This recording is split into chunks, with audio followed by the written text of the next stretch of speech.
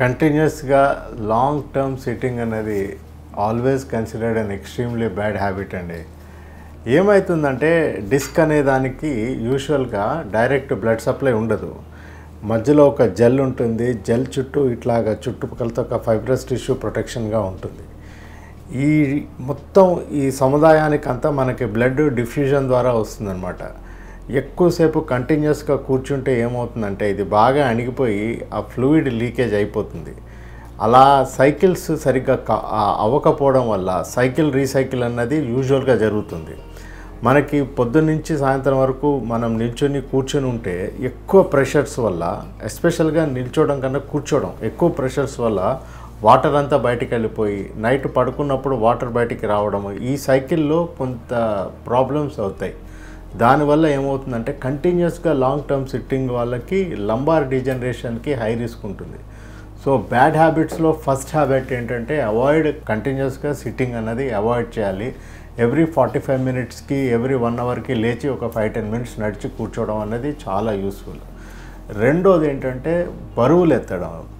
బరువులు ఎత్తినప్పుడు ఎప్పుడూ కూడా వెన్నుపూసాన్ని వంచి బరువులు ఎత్తకూడదు. ఎస్పెషల్గా వెయిట్ పడినప్పుడు ఈ డిస్క్ మీద, ఎస్పెషల్గా బ్యాక్ సైడ్ ఆఫ్ ద డిస్క్లో పొరలు అంత స్ట్రాంగ్గా ఉండవు అనమాట. అవి చీల్చుకుని ఇట్లా డిస్క్ ఆ జెల్ బయటకు వచ్చి నరాన్ని బాగా ప్రెస్ చేసి సియాటిక్ సిమ్టమ్స్ లాంటి సిమ్టమ్స్ని క్రియేట్ చేస్తాయి. అవి కొంతమందికి బాగా ముదిరి తీవ్రతరం అయితే సర్జరీ దాకా పోయే అవకాశం ఉంటుంది. యాక్చువల్గానండి స్లీపింగ్ పొజిషన్స్ వల్ల ఈ నడుముకి డ్యామేజ్లు అయితే సాధారణంగా అవ్వవు, కానీ స్ట్రెయిన్స్ అవుతూ ఉంటాయి.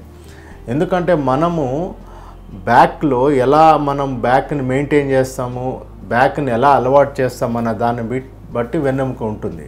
సపోజ్ ఒక మనిషికి కటిక నేల మీద పడుకునే అలవాటు ఉన్న ఆయనకి తీసుకుపోయి మీరు బాగా ఫోమ్ ఉన్న బెడ్ మీద పడుకోబెడితే ఆయనకి బ్యాక్ పెయిన్ వస్తుంది. అలాగే ఒక బెడ్ మీద పడుకుని అలవాటు ఉన్న ఆయనకి నేల మీద పడుకోబెడితే బ్యాక్ పెయిన్ వస్తుంది. ఈ పెయిన్స్ ఎట్లాంటివి అంటే ఆ వెన్నెముక అడ్జస్ట్మెంట్కి ప్రాబ్లం అయ్యి రావడం పెయిన్స్, కానీ దానివల్ల వెన్నెముక డ్యామేజ్ కానీ వెన్నెముక దీర్ఘకాలిక ప్రాబ్లమ్స్ కానీ రావు. ఒక్కొక్కసారి కొన్ని మరీ భయంకరమైన అలవాట్లు ఉంటాయి కొంతమందికి. ఒక 4-5 తలగడలు వేసుకుని పడుకోవడము, బాగా తలకాయ ఎత్తు పెట్టుకోవడం, పడుకోవడం, ఇట్లాంటివి కొన్ని ఎక్స్ట్రీమ్స్లో ఉంటే ప్రాబ్లమ్స్ రావడానికి ఆస్కారం ఉంటుంది. కానీ సాధారణంగా ఈ బెడ్స్ వల్ల వెన్నుపూస డ్యామేజ్ అనేది జరిగే అవకాశాలు చాలా తక్కువ.